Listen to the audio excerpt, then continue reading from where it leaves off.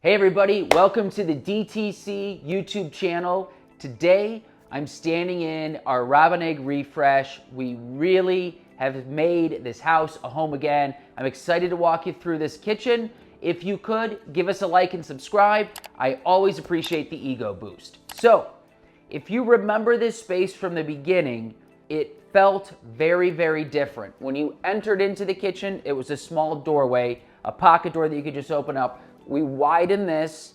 There used to be a complete pass-through here, and instead of leaving it, I actually put cabinetry in. Again, one of the reasons I did this is open space doesn't necessarily mean the best use of space. And so our client needed more countertop. She is a cook. She loves to entertain. Now we have a beautiful spot for people to sit at, for her to serve food and drinks. It turned out wonderful. We added in a bunch of additional cabinetry here, and she even got a wine fridge, which she's very excited to fill it up with wines from the great sommelier Rebecca Phillips over at Vintage Wine and Eats in Studio City. So, really love this. Again, we used the South Hall cabinet from Shenandoah, painted mist, cherry wood.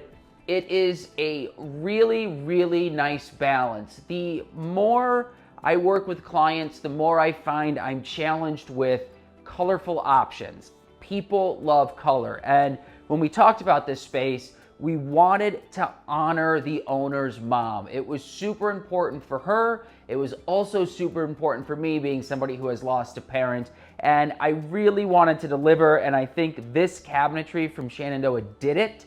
We have what feels like is something that could be original to the house, but with a bit of an updated look. We've got the thin shaker. It's really sharp. They just started doing this. I love it. It allows the space to breathe a bit more. This isn't a huge kitchen, but it feels that way, and it is extremely functional. We added in some great detail for storage. You can see Shenandoah does beautiful pullouts. There is not an inch of wasted space here. This kitchen took a lot of smart planning. It feels like this is the way it always should have been. We've got a big, beautiful sink. We've got a ton of pantry space. We reduced the depth for this, so that way you had a nice walkway into what is the laundry area. We also stopped the uppers right here. I did not want to wrap it all the way around. It was going to feel really, really heavy. One of the challenges I had with blue paint was, how do I ground it and how do I not make it feel too youthful? Not in a bad way, but adding in the cherry wood, having it here for the shelves with some antique bronze brackets and the cherry wood on the hood vent, I feel like really, really balances the space. The other thing that these open shelving units did was allow me to add in some sconce lighting. Again, love the sconces. They are a really, really great way to add additional style and functional light. So we put one here. We matched another one over the sink. These are from West Elm. They're pretty. They've got a little bit of the bubble glass in it. I think it turned out wonderful. This space, now you could have 4 or 5 people. Somebody could be washing. Somebody could be grabbing food, prepping.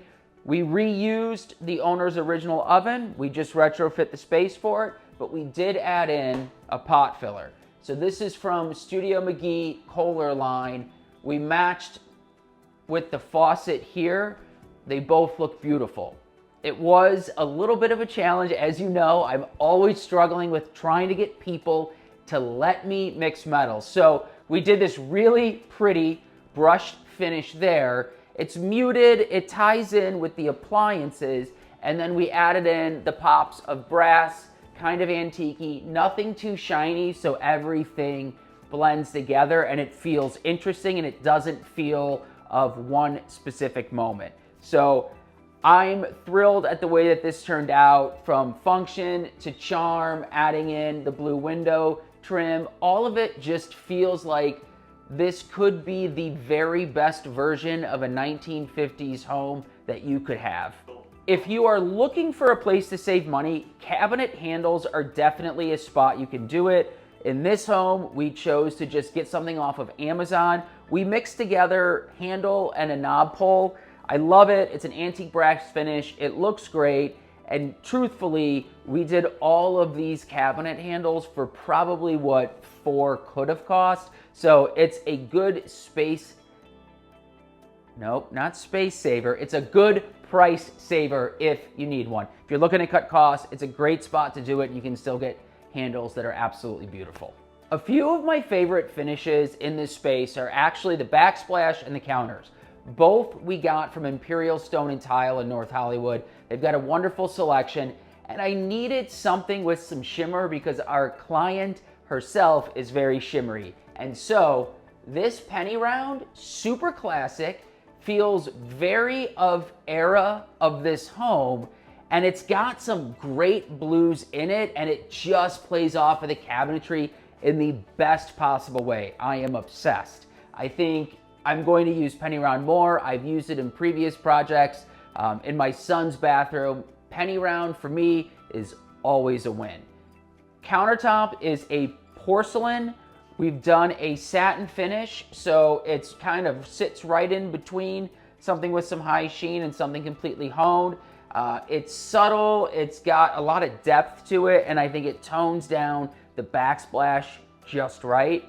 I love it. I love the way those two pair together. The counter too has got tones of a little bit of green and a little bit of blue, but very subtle, and so it doesn't feel overwhelming at all.